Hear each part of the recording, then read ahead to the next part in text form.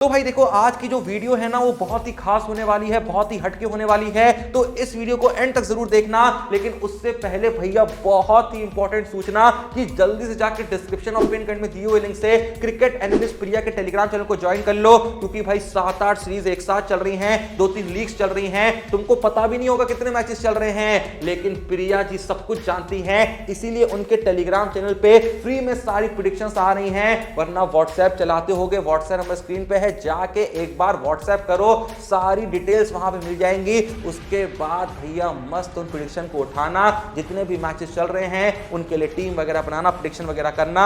Main क्या है काम यहाँ पे, पैसा बनाना। अपन बना रहे हैं इसलिए आपको बता रहे हैं, तो टाइम मत वेस्ट करिए, टेलीग्राम चैनल ज्वाइन करिए, व्हाट्सएप करिए। उसके बाद अगर आपकी इच्छा हो टीम वगैरह बनाइए, पैसा वगैरह कमाइए। अगर नहीं इच्छा हो बैठे रहिए। मेरा क्या, मेरा काम तो बताना, मैंने बता दिया। बाकी अब चलते हैं वीडियो की तरफ, क्योंकि जैसा मैंने कहा आज की वीडियो सच में बहुत खतरनाक होने वाली है। तो भाई देखो, अब बस कुछ चंद दिन ही बचे हैं आईपीएल 2024 का ऑक्शन होने में। आज 17 तारीख हो गई है, 19 को है ऑक्शन, और उसके बाद हमें सब कुछ पता चल जाएगा। हम जितने भी आंकड़े लगा रहे थे इतने दिन से, जितने भी एनालिसिस कर रहे थे, सारे एनालिसिस हमारे क्लियर हो जाएंगे और एक क्लियर पिक्चर हमको इस चीज की मिल जाएगी कि कौन प्लेयर बिका, कौन नहीं बिका, कौन कितने में बिका और बिक के आखिर किस टीम में गया। तो भाई देखो, जब भी बात आती है टी20 फॉर्मेट की, तो टी20 में ऑलराउंडर्स का ना एक अलग ही भौकाल होता है। और जब बात ऑलराउंडर्स की आ जाती है तो हमें आसानी से स्पिन कराने वाले ऑलराउंडर्स तो मिल जाते हैं, लेकिन ऐसे बहुत कम ही ऑलराउंडर्स होते हैं जो अच्छी खासी पेस बॉलिंग भी कराते हो,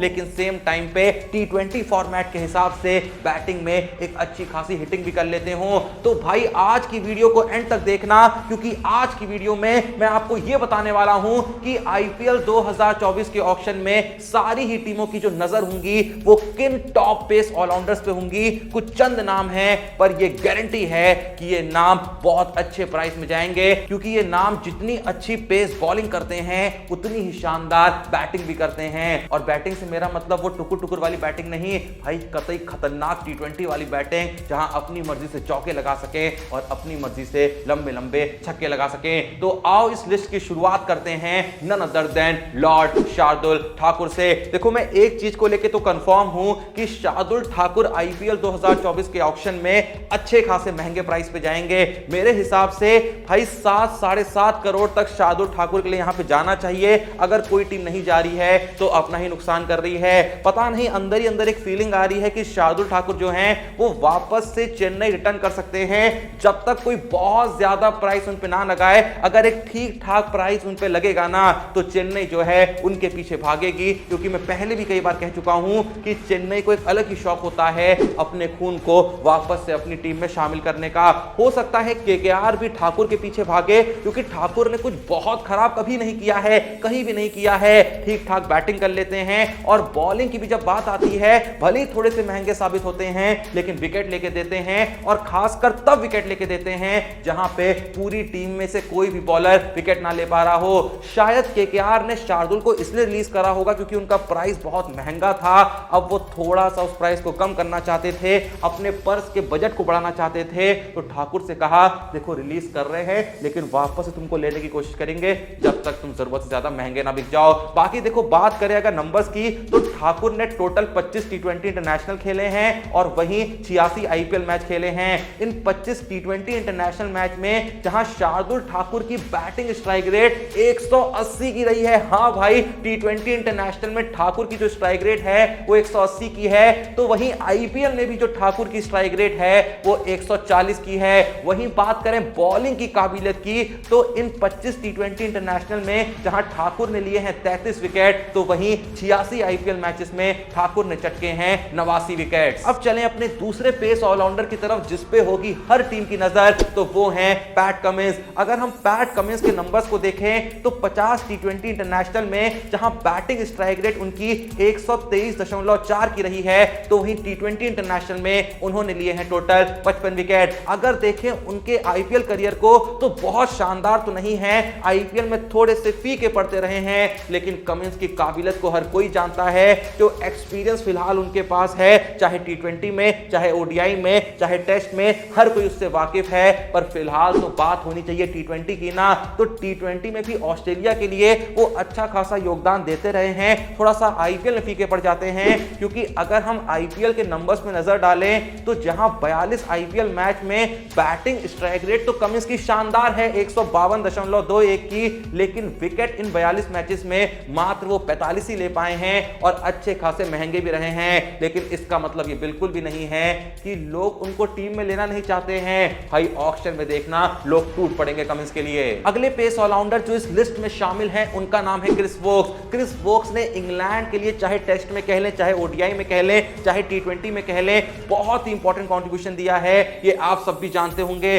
पर अगर सिर्फ बात करें टी20 फॉर्मेट की तो वोक्स ने जो 31 टी20 इंटरनेशनल मैच खेले हैं वहां उनकी बैटिंग स्ट्राइक रेट 129.73 की रही है। तो इन 31 टी20 इंटरनेशनल मैचेस में ही उन्होंने टोटल लिए हैं 29 विकेट। पर नजर डालें अगर उनके आईपीएल करियर पे तो 21 आईपीएल मैचेस में जहां उनकी स्ट्राइक रेट डिसेंट रही है 101.3 की, क्योंकि बहुत ज्यादा बैटिंग करने का मौका भी नहीं मिला, पर विकेट भाई लिए हैं 21 मैचेस में टोटल 30। तो ये कहने में कोई शक नहीं होना चाहिए फिर से कि जितना इंपॉर्टेंट लोगों के लिए है पैट कमिंस को टीम में शामिल करना, कहीं ना कहीं उतना ही इंपॉर्टेंट क्रिस वोक्स को भी शामिल करना होगा, क्योंकि पिछले 1.5-2 साल में वोक्स की बॉलिंग और बैटिंग का स्तर जो उठा है ना भाई, उससे बहुत कम ही लोग वाकिफ होंगे। लेकिन जो लोग वाकिफ होंगे वो जानते होंगे कि भाई मैं क्या बात कर रहा हूं। अगला नाम आता है एक इंडियन ऑलराउंडर का, और देखो ये एक ऐसा पेस ऑलराउंडर है जो भाई पर्पल कैप भी बन चुका है। नहीं गैस कर पाए, मैं बात कर रहा हूं हर्षल पटेल की। देखो मुझे तो लगता है कि हर्षल पटेल को यहां पे रिलीज नहीं करना चाहिए था। अब आरसीबी को लगा तो उन्होंने रिलीज कर दिया, लेकिन मुझे यह भी लगता है कि ऑक्शन में आरसीबी भी जो है वो हर्षल पटेल के पीछे जाएगी, क्योंकि मैं फिर से ये कहना चाहूंगा जो मैं ठाकुर के लिए कहा था कि भाई पटेल पे पैसे लगेंगे, अच्छे खासे पैसे लगेंगे, क्योंकि डेथ बॉलिंग की यहां पे जो काबिलियत है ना उनके पास, वो आसानी से हर किसी के अंदर देखने को नहीं मिलती है। हाँ माना पिछले 1-2 सीजन उनके बहुत अच्छे नहीं गए, लेकिन जो काबिलियत छुपी हुई है वो तो छुपी हुई है ना, बस उसको थोड़ा सा खुरेद खुरेद के बाहर निकालना है। उसके बाद देखो हर्षल पटेल कुछ वैसे ही खतरनाक हो जाएंगे जैसे उस सीजन में हुए थे, जहां जैसा मैंने कहा वो पर्पल कैप बने थे। फिलहाल अगर उनके स्टैट्स में नजर डालें तो जहां उन्होंने 25 टी20 इंटरनेशनल मैचेस में बैटिंग स्ट्राइक रेट 135.09 की रखी है, तो वहीं इन 25 टी20 इंटरनेशनल मैच में ही उन्होंने टोटल लिए हैं 29 विकेट। नजर डालें अगर उनके आईपीएल करियर पे तो 92 आईपीएल मैचेस में उनकी स्ट्राइक रेट जहां 128.26 की रही है, तो वहीं हर्षल पटेल ने इन्हीं 92 आईपीएल मैचेस में लिए हैं टोटल 111 विकेट। तो भाई पैसा तो देखो यहां पे पटेल को मिलना भी चाहिए और मिलेगा भी। पर अब चलें अपने अगले पेस ऑलराउंडर की तरफ, तो उनका नाम है जेराल्ड कोर्सी, जो कि भैया एकदम ट्रेंडिंग लिस्ट में शामिल हैं, क्योंकि वर्ल्ड कप 2023 में जो शानदार बॉलिंग कराई, जो रॉ पेस दिखाई, जो हार्ड लेंथ बॉलिंग कराई, और ऊपर से एज जो है मात्र 23 की है, और ऊपर से बैटिंग की काबिलियत भी रखते हैं, तो इसे देखते हुए कोर्सी का महंगा बिकना पूरे तरीके से कंफर्म है। पर अगर नजर डालें नंबर्स पे तो जहां कोर्सी ने अपने पूरे करियर में टोटल 4 टी20 इंटरनेशनल मैचेस खेले हैं, वहां उनकी स्ट्राइक रेट 104.17 की रही है, तो विकेट्स 4 मैचों में उन्होंने लिए हैं टोटल 6। कोई बहुत बड़ा करियर यहां पे टी20 का नहीं रहा है, आईपीएल में तो एक भी मैच नहीं खेला है, लेकिन करंट अगर उनके परफॉर्मेंस को देखें, करंट फॉर्म को देखें, तो भाई बहुत बड़ा एसेट साबित हो सकते हैं, चाहे वो जिस टीम में जाएं उस टीम के लिए। अब देखें अपने अगले पेस ऑलराउंडर की तरफ, तो वो है डेविड विले। डेविड विले हाल ही में इंग्लैंड टीम का पार्ट थे वर्ल्ड कप 2023 में, पर फिलहाल हम बात कर रहे हैं टी20 मैचेस की, क्योंकि आईपीएल तो टी20 फॉर्मेट में होता है ना। तो नजर अगर डालें उनके टी20 के स्टैट्स पे, तो जहां 43 टी20 इंटरनेशनल मैचेस में उनकी बैटिंग स्ट्राइक रेट 130.64 की रही है, तो वहीं विकेट लिए हैं टोटल 51। अगर देखें आईपीएल करियर की तरफ, तो टोटल 11 आईपीएल मैचेस में उनकी स्ट्राइक रेट छोड़ो भाई, तुम एवरेज देखो भाई, एवरेज रही है 26.5 की। बैटिंग एवरेज की बात कर रहा हूं टी20 में 26.5 की। भाई इतनी एवरेज बहुत सारे मेन बैट्समैनों की नहीं होती है टी20 में, लेकिन डेविड विले जो कि ज्यादा बॉलिंग कराने के लिए जाने जाते हैं लेकिन बैटिंग भी कर लेते हैं, उनके पास इतनी शानदार एवरेज होना ये साबित करता है कि भाई ऑक्शन वाले इन पे भी टूट पड़ेंगे। लेकिन लेकिन अगर देखें कि उन्होंने 11 आईपीएल मैचेस में विकेट कितने लिए हैं तो यहां पे वो थोड़ा सा निराश करते हैं, क्योंकि उन्होंने 11 मैचेस में मात्र 6 विकेट लिए हैं। मतलब सब कुछ उल्टा पुल्टा हो गया है। ज्यादा जाने जाते हैं बॉलिंग के लिए, वो आईपीएल में खराब करी है, कम जाने जाते हैं बैटिंग के लिए, लेकिन वो शानदार करी है। बाकी तो वक्त ही बताएगा कि प्राइस जो इनको मिलता है वो भी शानदार होगा या नहीं होगा। पर हम देख लेते हैं कि अगले पेस ऑलराउंडर कौन है, तो वो है ऑस्ट्रेलिया के one of the trending pace bowler Sean Abbott. तो अगर सीन एबॉट के नंबर्स पे नजर डालें, हमें देखने को मिलता है कि 14 टी20 इंटरनेशनल मैचेस में जहां एबॉट की स्ट्राइक रेट बहुत ही डिसेंट सी 95.45 की रही है, तो वहीं इन 14 टी20 इंटरनेशनल मैचेस में उन्होंने लिए हैं टोटल 14 विकेट। पर अगर नजर डालें उनके आईपीएल करियर में, जो कि बहुत ही छोटा सा है, खेले हैं मात्र 3 आईपीएल मैच, स्ट्राइक रेट एक अच्छी खासी 122 की रही है आईपीएल में, लेकिन इन 3 मैचेस में वो विकेट मात्र एक ही ले पाए हैं। लेकिन फिलहाल ऑस्ट्रेलिया के one of the main bowler कह लो या one of the main allrounder कह लो, दोनों ही हैं। तो अभी थोड़ी सी पिक्चर बदली हुई है, यानी उनकी जो इज्जत है वो थोड़ी सी बढ़ चुकी है, तो पैसा भी जो है वो बढ़ा के थोड़ा सा मिल सकता है। अब आते हैं इस लिस्ट के आखिरी पेस ऑलराउंडर, जिनका नाम है जेमी ओवरटन। मुझे पता नहीं आप में से कितने लोगों ने इनका नाम सुना होगा, लेकिन सवाल ये उठता है कि जब आप में से बहुत लोगों ने